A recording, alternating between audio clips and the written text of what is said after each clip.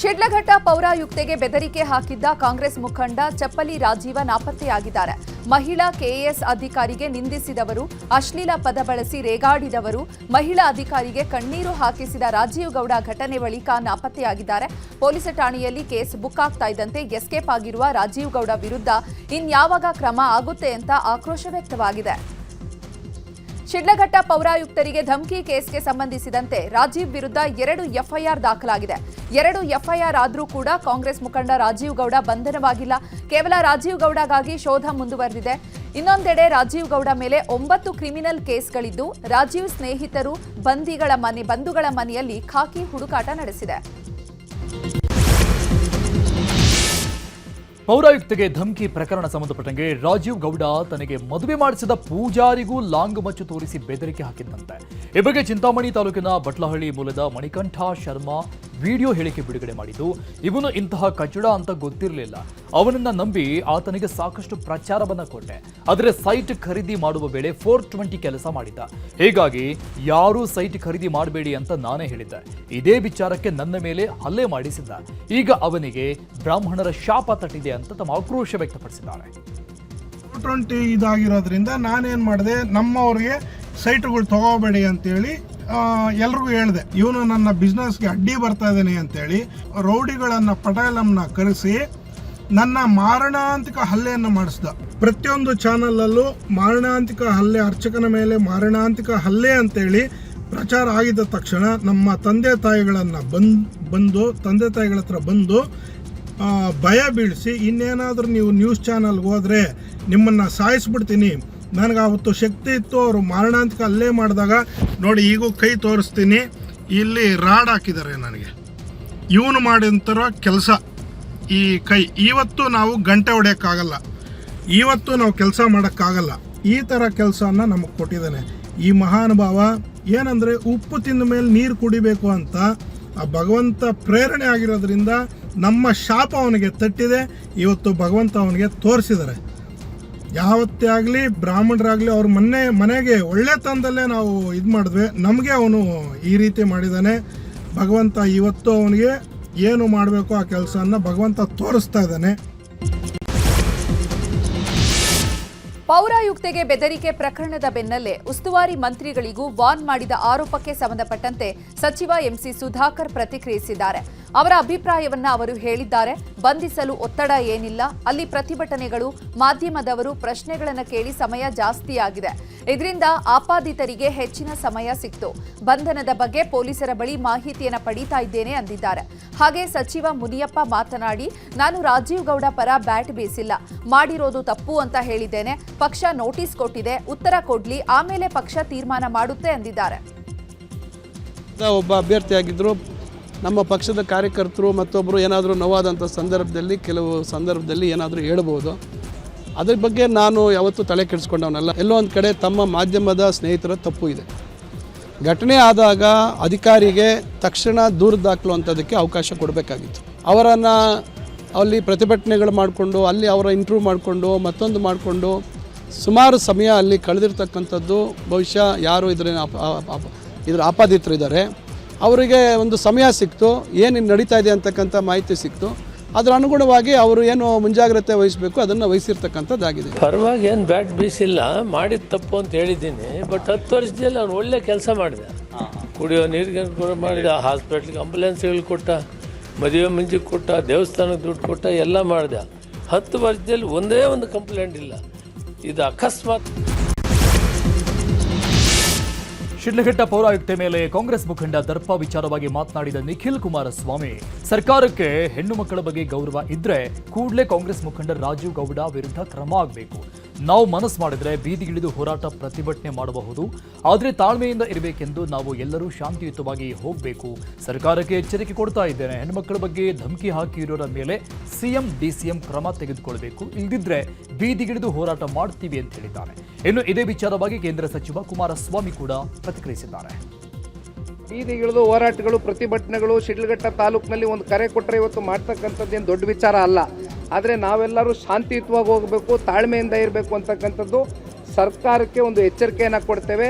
ಈ ಕೂಡಲೇ ಮುಖ್ಯಮಂತ್ರಿಗಳು, ಉಪಮುಖ್ಯಮಂತ್ರಿಗಳು ಇವತ್ತೇನು ಈ ವ್ಯಕ್ತಿ ಒಂದು ಹೆಣ್ಣು ಮಗಳ ಬಗ್ಗೆ ಒಂದು ದೌರ್ಜನ್ಯವನ್ನು ಎಸಗಿದ್ದಾರೆ, ಒಂದು ಧಮಕಿಯನ್ನು ಹಾಕಿರ್ತಕ್ಕಂಥ ಪ್ರಕರಣ ಏನಿದೆ, ಇದಕ್ಕೆ ಈ ಕೂಡಲೇ ಅವರು ಆ್ಯಕ್ಟ್ ಮಾಡಲಿಲ್ಲ ಅಂತಕ್ಕಂಥದ್ದಾದರೆ ಜನತಾದಳ ಪಕ್ಷದ ಕಡೆಯಿಂದ ನಾವು ದೊಡ್ಡ ಮಟ್ಟದಲ್ಲಿ ಬೀದಿಗಿಳಿದು ಹೋರಾಟವನ್ನು ಮಾಡ್ತೇವೆ ಅಂತಕ್ಕಂಥದ್ದು ಈ ನೋಡೋಣ ಸರ್ಕಾರ ಏನ್ ಮಾಡುತ್ತೆ, ಚೀಫ್ ಸೆಕ್ರೆಟರಿ ಏನ್ ಮಾಡ್ತಾರಿಲ್ಲ, ಚೀಫ್ ಸೆಕ್ರೆಟರಿನೂ ಏನಾದರೂ ಈ ಸರ್ಕಾರದಲ್ಲಿ ಎಬ್ಬೆಟಿಂಗ್ ಚೀಫ್ ಸೆಕ್ರೆಟರಿನೋ ಇಲ್ಲ ಅವರ ಅಧಿಕಾರಿಗಳಿಗೆ ರಕ್ಷಣೆ ಕೊಡ್ತಕ್ಕಂಥ ಚೀಫ್ ಸೆಕ್ರೆಟರಿನೋ ನಾನೇ ಪರ್ಸನಲಿ ಏನು ಮಾತಾಡಿದ್ದೇನೆ, ಏನ್ ತೀರ್ಮಾನ ಮಾಡ್ತಾರೋ ನೋಡೋಣ. ಒಂದೆರಡು ದಿವಸ ಕಾಯ್ತಾ ಇದ್ದೇನೆ. ಶಿಡ್ಲಘಟ್ಟ ಪೌರಾಯುಕ್ತೆ ಮೇಲೆ ಬ್ಯಾನರ್ ತೆರವು ವಿಚಾರಕ್ಕೆ ಕಾಂಗ್ರೆಸ್ ನಾಯಕನ ಬೆದರಿಕೆ ಪ್ರಕರಣಕ್ಕೆ ಸಂಬಂಧಪಟ್ಟಂತೆ ಶಿಡ್ಲಘಟ್ಟ ನಗರದಾದ್ಯಂತ ಬ್ಯಾನರ್ಗಳನ್ನು ನಗರಸಭೆ ಸಿಬ್ಬಂದಿ ತೆರವು ಮಾಡುತ್ತಿದ್ದಾರೆ. ನಗರದ ಮುಖ್ಯ ಬೀದಿಗಳಲ್ಲಿ ಹಾಕಿದ್ದ ಎಲ್ಲಾ ಬ್ಯಾನರ್ಗಳನ್ನು ತೆರವು ಮಾಡಲಾಗ್ತಾ ಇದೆ. ಹಿರಿಯ ಅಧಿಕಾರಿಗಳ ಸೂಚನೆ ಮೇರೆಗೆ ತೆರವು ಮಾಡಲಾಗ್ತಾ ಇದೆ. ಟ್ರ್ಯಾಕ್ಟರ್ಗಳಲ್ಲಿ ತೆರವು ಮಾಡಿರುವಂತಹ ಬ್ಯಾನರ್ಗಳನ್ನು ತುಂಬಿಕೊಂಡು ಹೋಗಲಾಗ್ತಿದೆ.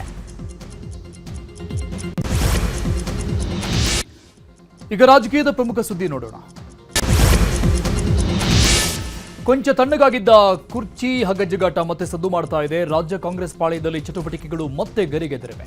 ಡಿಸಿಎಂ ಡಿಕೆ ಶಿವಕುಮಾರ್ ದೆಹಲಿಯಲ್ಲಿ ಬೀಡುಬಿಟ್ಟಿದ್ದಾರೆ. ಎಐಸಿಸಿ ಅಧ್ಯಕ್ಷ ಮಲ್ಲಿಕಾರ್ಜುನ್ ಮನೆಯಲ್ಲಿ ಕಾಂಗ್ರೆಸ್ ಸಭೆ ನಡೀತಾ ಇದೆ. ಸಭೆಯಲ್ಲಿ Rahul Gandhi, DCM DK Shivakumar, KC Venugopal ಭಾಗಿಯಾಗಿ ಚರ್ಚೆ ಮಾಡಿದ್ದಾರೆ.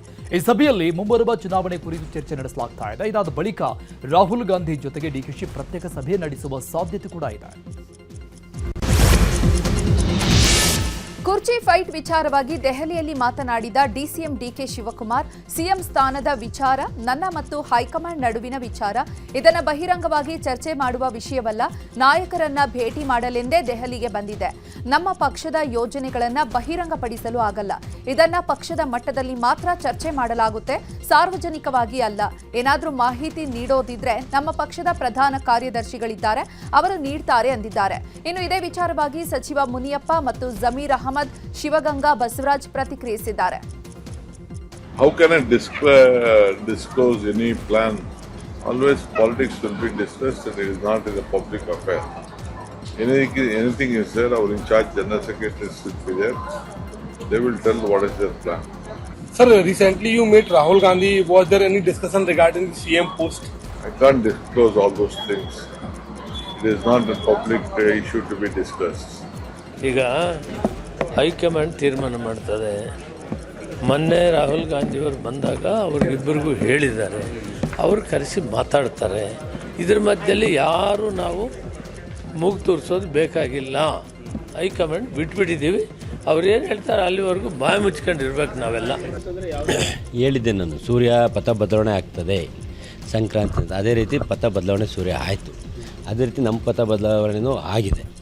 ನಾವು ಸಹ ಪಕ್ಷದ ಕಾರ್ಯಕ್ರಮಗಳು, ಸರ್ಕಾರದ ಕಾರ್ಯಕ್ರಮಗಳ ಬಗ್ಗೆ ಇಷ್ಟು ದಿನ ಪಥ ಆ ಭಾಗದಲ್ಲಿ ಆ ಕಡೆ ಪಥ ಇತ್ತು. ಇವತ್ತು ಹೈಕಮಾಂಡ್ ಈಗ ನವಂಬರ್ ಕ್ರಾಂತಿ ಅಂತ ಹೇಳ್ತಾ ಇದ್ರು. ನಾನು ದಿಲ್ಲಿಯಲ್ಲಿ ಒಂದು ಹೇಳಿಕೆ ಕೊಟ್ಟಿದ್ದೆ, ಕ್ರಾಂತಿ ಇಲ್ಲ ಪ್ರಾಂತಿ ಇಲ್ಲ.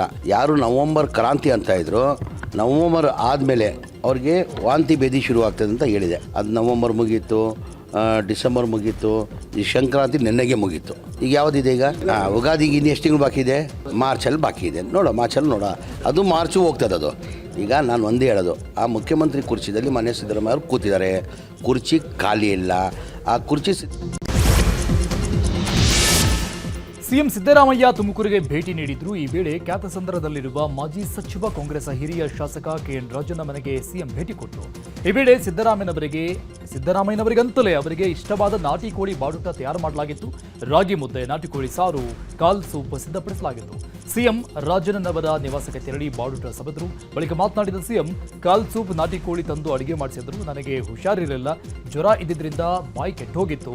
ನಾನ್ ವೆಜ್ ಇತ್ತಲ್ಲ, ಚೆನ್ನಾಗಿತ್ತು, ಊಟ ಮಾಡಿದ್ದೇನೆ ಅಂತ ಸಂತಸ ವ್ಯಕ್ತಪಡಿಸಿದ್ದಾರೆ.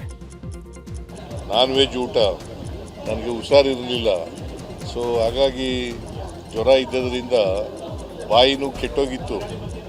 ನಾನ್ ವೆಜ್ ಸಿಕ್ತಲ್ಲ, ಕೋಳಿ ಸಾರು, ಇಡ್ಲಿ, ಕಾಲ್ ಸೂಪು, ಆಮೇಲೆ ಎಂಥದ್ದು ಚಿಕನ್, ನಾಟಿ ಚಿಕನ್ ಅವೆಲ್ಲ ಇತ್ತು, ಚೆನ್ನಾಗಿತ್ತು. ಡಿಕೆ ಸಹೋದರರ ವಿರುದ್ಧ ಕೇಂದ್ರ ಸಚಿವ ಎಚ್ಡಿ ಕುಮಾರಸ್ವಾಮಿ ಗುಡುಗಿದ್ದಾರೆ. ಕೆಲವರಿಗೆ ಜನಬಲ ಬೇಕು, ಕೆಲವರು ಬೆಳಿಗ್ಗೆಯಿಂದ ಸಂಜೆ ತನಕ ಹಣ ಲೂಟಿ ಮಾಡಬೇಕೆಂದಿರ್ತಾರೆ. ಪಾಪ ಅವರ ತಮ್ಮನೇ ಹೇಳಿದ್ದಾರೆ ಕುಮಾರಸ್ವಾಮಿ ಬಾಯಿ ಚಪಲಕ್ಕೆ ಮಾತಾಡ್ತಾರೆ ಅಂತ. ಆದರೆ ನಾನು ಬಾಯಿ ಚಪಲಕ್ಕೆ ಮಾತಾಡಲ್ಲ, ನಿಮ್ಮ ಅಕ್ರಮಗಳನ್ನ ಹೇಳ್ತಿದ್ದೇನೆ. ನಿಮಗೆ ಹಣ ಮಾಡುವ ಚಪಲ ಇದೆ, ಆದರೆ ನಮಗೆ ಜನಬೆಂಬಲ ಮಾಡುವಂತಹ ಚಪಲ ಅಂತ ಕೌಂಟರ್ ಕೊಟ್ಟಿದ್ದಾರೆ. ಕೆಲವರಿಗೆ ಜನಬೆಂಬಲ ಬೇಕು ಅಂತಾರೆ, ಕೆಲವರು ಬೆಳಗ್ಗಿನ ಸಾಯಂಕಾಲದವರೆಗೂ ಹಣ ಲೂಟಿ ಮಾಡಬೇಕು ಅಂತಾರೆ.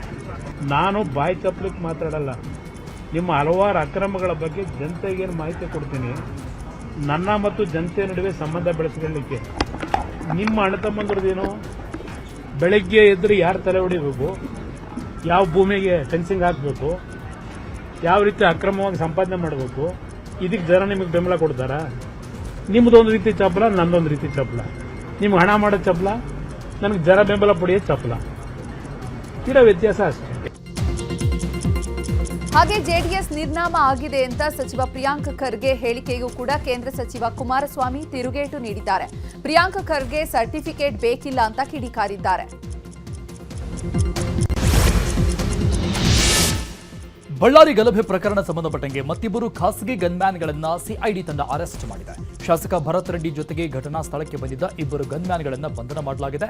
ಬಲ್ಜಿತ್ ಸಿಂಗ್, ಬಲ್ಬೇರ್ ಸಿಂಗ್ ಬಂಧಿತ ಆರೋಪಿಗಳಾಗಿದ್ದು, ಇಬ್ಬರನ್ನ ಬೆಂಗಳೂರಿಗೆ ಕರೆದುಕೊಂಡು ಬರಲಾಗಿದ್ದು ಜನಪ್ರತಿನಿಧಿಗಳ ಕೋರ್ಟ್ ಮುಂದೆ ಹಾಜರುಪಡಿಸಲಿದ್ದಾರೆ. ಇದು ಬಳ್ಳಾರಿಯಲ್ಲಿ ನಾಳೆ ಬಿಜೆಪಿ ಬೃಹತ್ ಪ್ರತಿಭಟನಾ ಸಮಾವೇಶ ನಡೀತಾ ಇದೆ. ಈ ಬಗ್ಗೆ ಶಾಸಕ ಗಾಲಿ ಜನಾರ್ದನ್ ರೆಡ್ಡಿ, ಮಾಜಿ ಸಚಿವ ಶ್ರೀರಾಮುಲು ಜಂಟಿ ಸುದ್ದಿಗೋಷ್ಠಿ ನಡೆಸಿ ಮಾಹಿತಿ ಹಂಚಿಕೊಂಡಿದ್ದಾರೆ. ಈ ಕಾರ್ಯಕ್ರಮದಲ್ಲಿ 15,000 ಜನ ಕುಳಿತುಕೊಳ್ಳುವುದಕ್ಕೆ ವ್ಯವಸ್ಥೆ ಮಾಡಲಾಗಿದೆ. ಕಾರ್ಯಕ್ರಮಕ್ಕೆ ಆರ್ ಅಶೋಕ್, ವಿಜೇಂದ್ರ ಬೊಮ್ಮಾಯಿ ಆಗಮಿಸುತ್ತಾರೆ ಅಂತ ತಿಳಿಸಿದರು.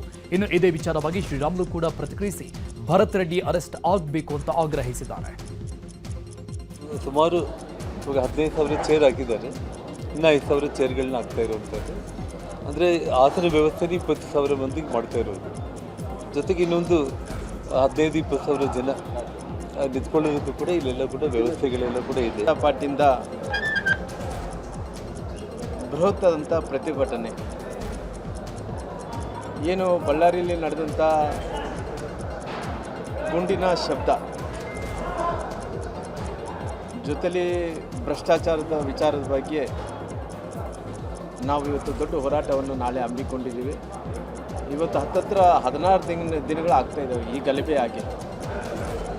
16 ದಿನಗಳಾಗ್ತಾ ಇದ್ರೂ ಕೂಡ ಶಾಸಕರಾದಂಥ ನಾರಾ ಭರತ್ ರೆಡ್ಡಿಯವ್ರನ್ನ ಅರೆಸ್ಟ್ ಮಾಡಿಲ್ಲ.